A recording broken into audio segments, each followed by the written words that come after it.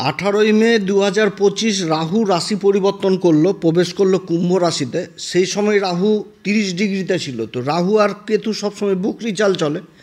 এবারে সেপ্টেম্বর মাসের 3 তারিখে রাহু 24 ডিগ্রিতে আসলো, অর্থাৎ রাহু কিন্তু এবার একটা বলবান অবস্থায় আসলো। তো বৃষ রাশির ক্ষেত্রে রাহু তো কারক গ্রহ। তো বৃষ রাশির ক্ষেত্রে রাহু অবস্থান করছে কুম্ভ রাশিতে, যেটা হচ্ছে কর্মের ঘর। তো রাহু কারক গ্রহ হলেও রাহুর কিন্তু একটা মূল প্রভাব থাকে, সেটা হচ্ছে কি পাপ প্রভাব। তো রাহু ভালো অবস্থায় রয়েছে এটা ঠিক, কিন্তু রাহুর তো পাপ প্রভাব কিছু না কিছু দিবে। তো কোন দিক থেকে বিশ্বরাশি হতে যাচ্ছে লাভবান, আবার কোন দিক থেকে বিশেষ সাবধান, এই সমস্ত কিছু আজকের ভিডিওতে তুলে ধরবো। কোন বিশেষ উপাচার এই সময়কালে করবে এটাও বিশেষভাবে বলবো। তো যাই হোক, অনুষ্ঠানটি শুরু করার আগে সমস্ত দর্শক বন্ধুদের নমস্কার জানাচ্ছি, এবং তার সাথে বলবো যারা বহুদিন ধরে অনুষ্ঠান দেখছেন এখনও পর্যন্ত সাবস্ক্রাইব করেননি, অবশ্যই সাবস্ক্রাইব করবেন, এই চ্যানেলের সঙ্গে থাকুন। জ্যোতিষীয় সম্পর্কিত অনেক তথ্য জানতে পারবেন।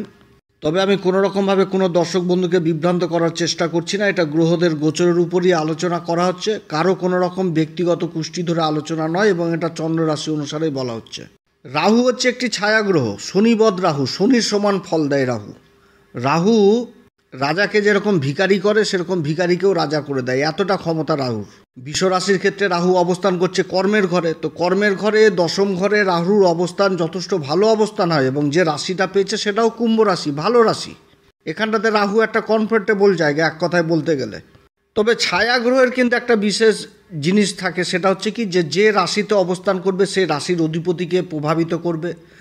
তারপরে যে নক্ষত্রে অবস্থান করবে সেই নক্ষত্রের অধিপতিকে প্রভাবিত করবে, যেই ঘরে অবস্থান করবে সেই ঘরকে প্রভাবিত করবে, এবং যে গ্রহ মানে ছায়া গ্রহের সাথে অবস্থান করবে সেই গ্রহকেও প্রভাবিত করে দিবে, যেহেতু ছায়া গ্রহ।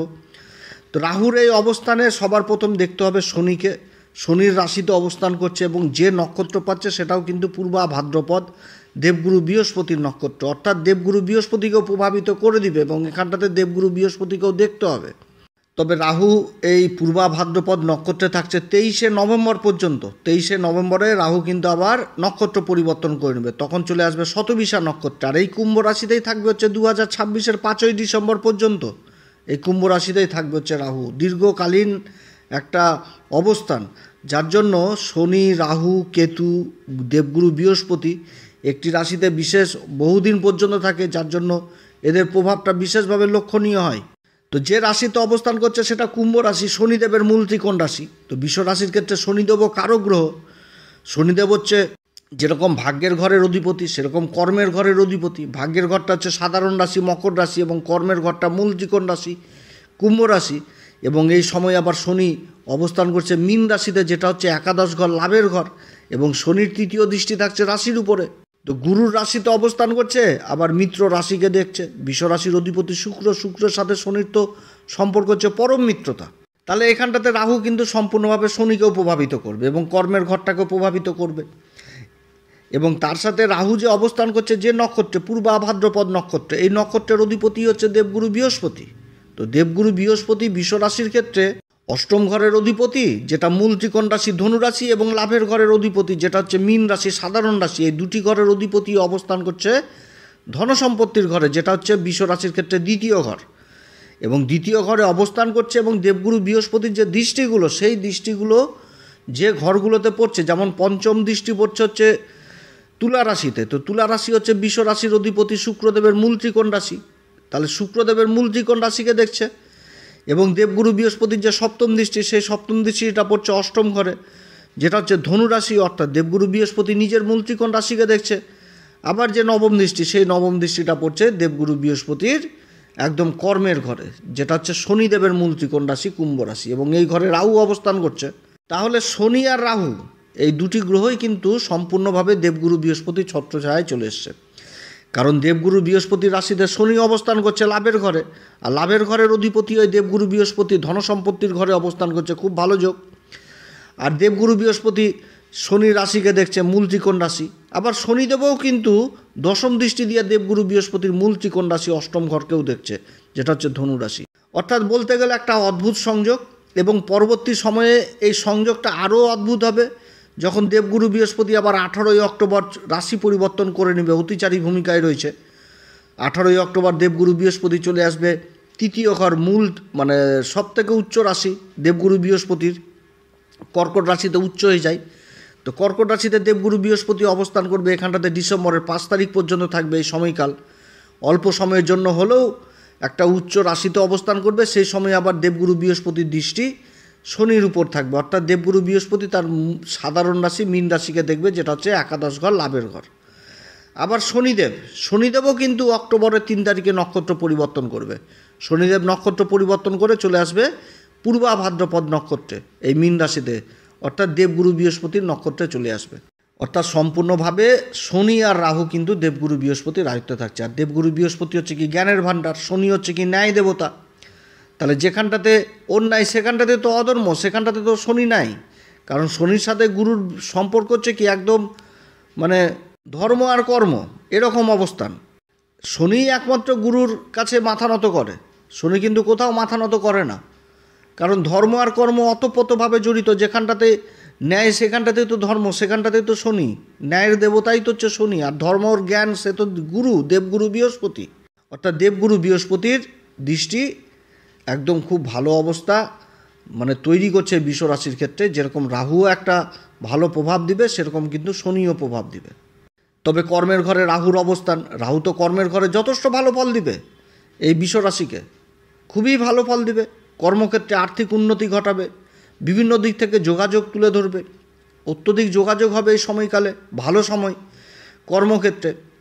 আবার কেতুও যে অবস্থান করছে চতুর্থ ঘরে, এই অবস্থানটাও যথেষ্ট ভালো। যে নক্ষত্র অবস্থান করছে সেটাও পূর্বা ফাল্গুনী নক্ষত্র, যেটা শুক্রদেবের নক্ষত্র। তো শুক্রের রাশিতে অবস্থান করছে আর সিংহ রাশিতে অবস্থান করছে, যেটা হচ্ছে চতুর্থ ঘর। শুক্রের নক্ষত্র অবস্থান করছে, যেটা পূর্বা ফাল্গুনী নক্ষত্র। পূর্বা ফাল্গুনী নক্ষত্র হচ্ছে বিজয়ের পরবর্তী উল্লাস। চতুর্থ ঘরে কেতুর এই অবস্থানও কিন্তু যথেষ্ট ভালো অবস্থান বিশ্বরাশির। অর্থাৎ বিশ্বরাশির ক্ষেত্রে এই 4টি গ্রহের অবস্থান খুবই ভালো অবস্থান হতে যাচ্ছে। রাহু কর্মের ঘরে অবস্থান করে যে কোনো কাজে যথেষ্ট যেরকম উৎসাহ থাকবে। দশম ঘরটা হচ্ছে কি আমাদের কর্মের ঘর, আমাদের পেশার ঘর, খ্যাতি, সামাজিক অবস্থান এবং কর্তৃত্বর ঘর। তো রাহু এই ঘরে থাকলে কী হবে, কর্মক্ষেত্রে উচ্চাকাঙ্ক্ষী হবে, প্রচণ্ড সফলতা জীবনে অর্জন করার চেষ্টা করাবে, নতুন নতুন স্বপ্ন দেখাবে, অ্যাম্বিশনটাকে যথেষ্ট বড় করে দিবে। এবার শনি অবস্থান করছে লাভের ঘরে, তো কর্মক্ষেত্রে লাভের শনির অবস্থানকেও যথেষ্ট বিশেষভাবে প্রভাবিত করে দিবে। এই সময়কালে এই বিশ্বরাশি নিজের কর্মক্ষেত্রে বড় পদেও যেতে পারে। এবার রাহু দেবগুরু বৃহস্পতির দৃষ্টি পাচ্ছে, অর্থাৎ সমাজে কর্মক্ষেত্রে খ্যাতি অর্জন করবে, প্রভাব বিস্তার হবে। রাজনীতির সাথে যারা যুক্ত রয়েছেন তারা জনপ্রিয়তা ভীষণভাবে এই সময়কালে পাবে। রাজনীতিবিদ হবে, কূটনীতিবিদ, এমন এমন কথা তুলে ধরবে যেটা সমাজের মানে প্রশংসার পাত্র হবে। দায়িত্ব যেরকম বৃদ্ধি পাবে, সেরকম মান সম্মান যশ খ্যাতি যথেষ্ট বৃদ্ধি পাবে। আর্থিক উন্নতি বিশেষভাবে করাবে, আর্থিক দিকটাকে যথেষ্ট মজবুত করাবে এই সময়কালে। কর্মক্ষেত্রে আবার প্রবল শত্রুহন্তাও যোগ তৈরি করাবে, যে শত্রুরা পিছনে লাগবে সেই শত্রুকেও জাত করতে পারবে, কিংবা কম্পিটিশনে যথেষ্ট এগিয়ে থাকবে। যারা কর্ম লাভের জন্য চেষ্টা করছেন, যে কোনো কর্মের চেষ্টা করছেন, সেই কর্মের দিক থেকে উন্নতির যোগ রয়েছে। যারা সফটওয়্যার জনিত বিদ্যার সাথে যুক্ত রয়েছেন, কম্পিউটার সায়েন্স নিয়ে পড়াশোনা করছেন বা এইগুলো দিক থেকে কোনো কাজের চেষ্টা করছেন, সেই কাজগুলোতেও উন্নতির যোগ রয়েছে। কর্মসূত্রে যেরকম পরিবর্তন, বিদেশ যাত্রা থাকছে, সেরকম কর্মক্ষেত্রে প্রমোশনের যোগ থাকছে এই বিশ্বরাশির। তবে কর্মক্ষেত্রে যে রাহু শুধু ভালো ফল দিবে সেটাও না, অনেক দিক থেকে আবার কিন্তু সাবধানেও থাকতে হবে এই বিশ্বরাশিকে। যেমন কর্মক্ষেত্রে ধৈর্য জিনিসটাকে নিয়ে আসতে হবে, ধৈর্য জিনিস নিয়ে আসতে হবে। বাকবিতণ্ডায় কারোর সাথে জড়িত হওয়া যাবে না, বিশেষ করে নিজেদের কলিগদের সাথে কিংবা উপরে অফিসারদের সাথে কোনো রকম বাকবিতণ্ডায় জড়িত হওয়া যাবে না। বসের সাথে সম্পর্ক যথেষ্ট ভালো রাখতে হবে এবং মনের মধ্যে শুদ্ধ চিন্তা রাখতে হবে যে শর্টকাট পদ্ধতিতে ইনকাম বা বেআইনি পথে চলে যাও, এগুলো করলে কিন্তু আবার অসুবিধাতে পড়তে হবে। কারণ শনিকেও কিন্তু রাহু প্রভাবিত করছে এবং শনি কিন্তু অবস্থান করছে একাদশ ঘর, লাভের ঘরে, এবং শনির দৃষ্টি থাকছে আবার রাশির উপরে। অর্থাৎ শর্টকাট পদ্ধতি, বেআইনি পদ্ধতি, এগুলো দিকে গেলে বিশ্বরাশির কিন্তু আবার অবস্থাও খারাপ হবে। এই সময়কালে কোনো কাজ করতে গেলে হুটহাট ডিসিশন নেওয়া যাবে না, যেহেতু শনিকে প্রভাবিত করছে, গুরুর নক্ষত্র অবস্থান করছে। তো যে কোনো কাজ করতে গেলে অভিজ্ঞ লোকের পরামর্শ নিতে হবে। বাড়ির বড় ভাই বোনদের সাথে কোনো রকম অশান্তি গণ্ডগোলে জড়িত হওয়া যাবে না। গুরুজনদের অবশ্যই সম্মান দিতে হবে। পিতার সাথে সম্পর্ক যথেষ্ট খারাপ ভালো রাখতে হবে, কারণ দশম ঘরে রাহু অবস্থান করা মানে পিতার সাথে কিন্তু একটা ভুল বুঝাবুঝির সম্পর্ক গড়ে ওঠে। অতএব এদিক থেকে কিন্তু সাবধান এই বিশ্বরাশি। আবার এটাও মনে রাখতে হবে রাহু কিন্তু মনের মধ্যে লোভ, লালসা এগুলোও বৃদ্ধি করবে, অর্থাৎ খুব বেশি সাফল্যের পিছনে ছুটতে গেলেও কিন্তু একটা সম্পর্কের জায়গাও নষ্ট হবে। এই দিক থেকেও বিশেষ কিন্তু খেয়াল রাখতে হবে রাহুর এই পজিশনে। কারণ রাহু কিন্তু কর্মক্ষেত্রে এমন একটা পজিশন তৈরি করে দেবে, একটা লোভ লালসা, আমাকে সেই জিনিসটা পেতে হবে, আমি তার পিছনে ছুটবো। তোর পিছনে ছুটতে যে দেখা গেলো সম্পর্কটাই নষ্ট হয়ে গেল। তো এই জায়গাটাও কিন্তু বিশেষভাবে খেয়াল রাখতে হবে। কারণ রাহুর যে দৃষ্টি সেটা কিন্তু পঞ্চম দৃষ্টিটা পড়ছে দ্বিতীয় ঘরে, দেবগুরু বৃহস্পতি অবস্থান করছে সেই ঘরে, এটা ঠিক। আত্মীয় স্বজনদের সাথে সম্পর্ক সপ্তম দৃষ্টি পড়ছে চতুর্থ ঘরে, বন্ধুবান্ধবদের সম্পর্ক, সামাজিক পরিচিতি এই ঘরটায়, মায়ের সুখ, পিতার সুখ। অতএব এই জিনিসগুলো দেখতে হবে। যথেষ্ট আবার ভ্রম তৈরি করে রাহুর এটাই মূল স্বভাব, ভ্রম তৈরি করা, পাপ বৃদ্ধি করা। তো বস বা কর্তৃপক্ষের সঙ্গে ভুল বুঝাবুঝিও করে দিতে পারে, অতএব এদিক থেকেও সাবধান। যে এমন কথা বললাম যে রেগে গেল চট করে সামনে থাকা ব্যক্তি। আবার ভ্রম তৈরি করে দিবে, এমন ভ্রম তৈরি করে দিবে যে অন্যকে প্রভাবিত কি করব, অন্য লোকে আমাকেই প্রভাবিত করে দিল, নিজেকেই প্রভাবিত করে দিল। তো সেই জায়গাগুলো কিন্তু বুঝতে হবে। এবং মুখের কথাতে যে কোনো একটা ভাইটাল জিনিস, সেই জিনিসটাও কিন্তু করা উচিত হবে না যতক্ষণ পর্যন্ত কোনো অভিজ্ঞ লোকের পরামর্শ নেওয়া হবে না। অতএব এদিক থেকে বিশেষ খেয়াল রাখতে হবে বিশ্বরাশিকে। তা বাদে কর্মক্ষেত্রে বিশেষ উন্নতির যোগ রয়েছে। রাহু দশম ঘরে রাহু যথেষ্ট ভালো ফল দেয়। এই সময়কালে নিজের কর্তব্য, নিজের দায়িত্বকেও পালন করতে পারবে, তবে সিস্টেমের মধ্যে থাকলে। কারণ শনি যে নক্ষত্রে অবস্থান করছে সেটা উত্তরা ভাদ্রপদ, নিজের নক্ষত্রে এই সময়কালে বক্রীর অবস্থায় রয়েছে, লাভের ঘরে। তো শনি কিন্তু এটাও বুঝাচ্ছে যে কোনো কাজ করতে গেলে হিসাব মেনটেন করেই করতে হবে। যেরকম লাভের হিসাব থাকবে সেরকম খরচেরও হিসাব থাকবে, হিসাব পাই টু পাই থাকবে। অর্থাৎ শনির হিসাব আর রাহুর অ্যাম্বিশন আর দেবগুরু বৃহস্পতির জ্ঞান, এটা কিন্তু অনেকটা উচ্চ জায়গায় নিয়ে যাবে এই বিশ্বরাশিকে। তো যাই হোক, অনেক কথা আলোচনা করলাম। যদি এই পরামর্শ সত্যিই ভালো লাগে তাহলে নিজের ভেবে এই অ্যাস্ট্রো এস এম বাংলা চ্যানেলকে অবশ্যই সাবস্ক্রাইব করবেন, লাইক করবেন, শেয়ার করবেন। এই সময়কালে কোন উপাচার করবেন? প্রত্যেক দিন হনুমান চল্লিশা, বজরং বাণ, শ্রীরাম সীতার প্রণাম মন্ত্র সহকারে পাঠ করবেন। এছাড়া মঙ্গলবার করে বজরংবলীর দর্শন করবেন, জটা আলা নারকেল দান করবেন বাবার কাছে। আপনারা সবাই ভালো থাকেন। এরপরে আবার আসবে একটি নতুন পর্ব নিয়ে।